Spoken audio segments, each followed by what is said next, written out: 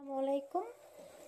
আজ আমি আপনাদের জন্য নিয়ে এসেছি মজার একটা আলু দিয়ে রেসিপি। তো চলুন দেখে আসি এই মজাদার রেসিপিটা বানাতে আমার কী কী উপকরণ লেগেছে। এখানে আমি আলু নিয়েছি। আলুটাকে আমি সিদ্ধ করে ছিলে নিয়েছি, তারপরে নর্মালে রেখে দিয়েছিলাম ফ্রিজে একটু শক্ত হওয়ার জন্য। তো এটা শক্ত হয়ে গেছে, এখন আমি এটাকে একটু গ্রেট করে নিব। আলুটাকে আমি এভাবে একটু গ্রেট করে নিচ্ছি।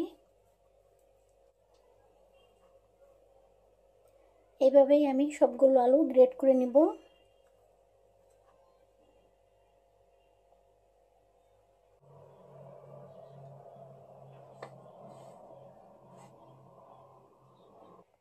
এখন দিয়ে দেব চিলি ফ্লেক্স,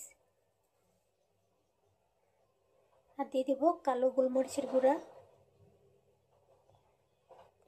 আর দিয়ে দেব চাট মশলা,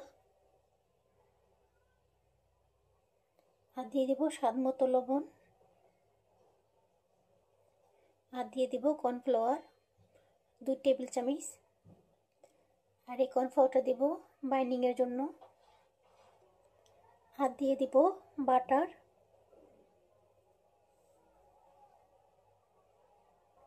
এখন একটা চামচ দিয়ে ভালো করে এটা আমি মিশিয়ে নিব আর মেখে নিব।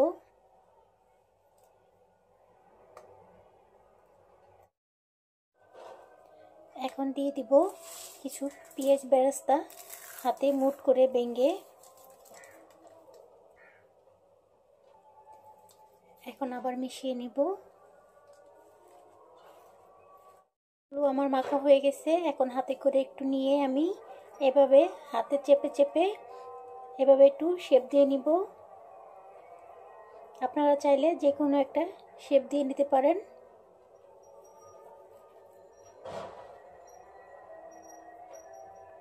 এভাবে আমি শেপটা দিয়ে নিব।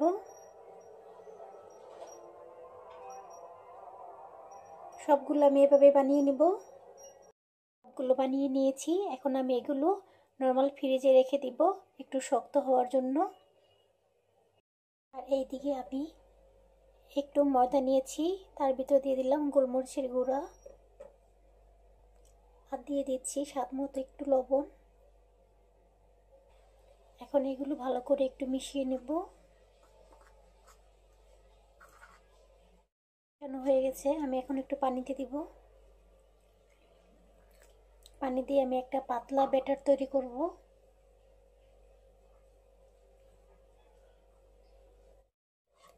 তো আমার এটা রেডি হয়ে গেছে।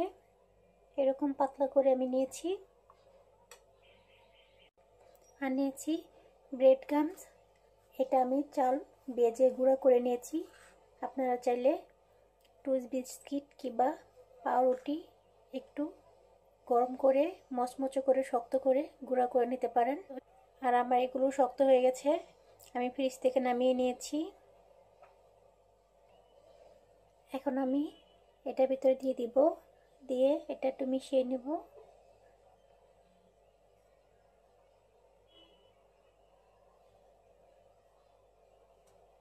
এটার ভিতরে দিয়ে এখন আমি হাত দিয়ে এটাকে এভাবে মিশিয়ে নিব, লাগিয়ে নিব এটার সাথে।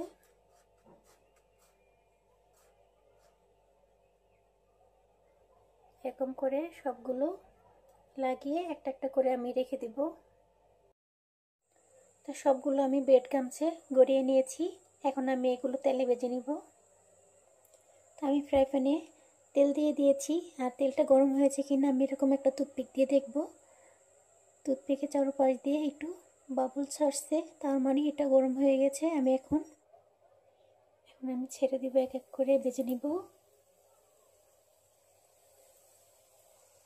আমি সবগুলো দিয়ে দিয়েছি। এখন আমি এগুলো ব্রাউন কালার করে ভেজে নিব।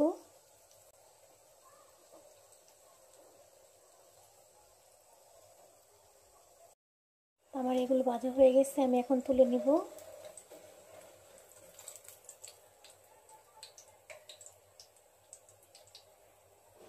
আশা করি আমার এই রেসিপিটা আপনাদের কাছে ভালো লাগবে। আর ভালো লাগলে লাইক কমেন্ট শেয়ার করবেন, আর আমার চ্যানেলটা সাবস্ক্রাইব করবেন। সাথে থাকা বেল আইকনটা অবশ্যই ক্লিক করবেন। আর এটা খেতে খুবই সুস্বাদু এবং খুবই মজাদার। বাইরে দিয়ে খুবই ক্রিস্পি আর ভিতরে খুবই সফট। তো এই পর্যন্ত, ভালো থাকেন, ধন্যবাদ।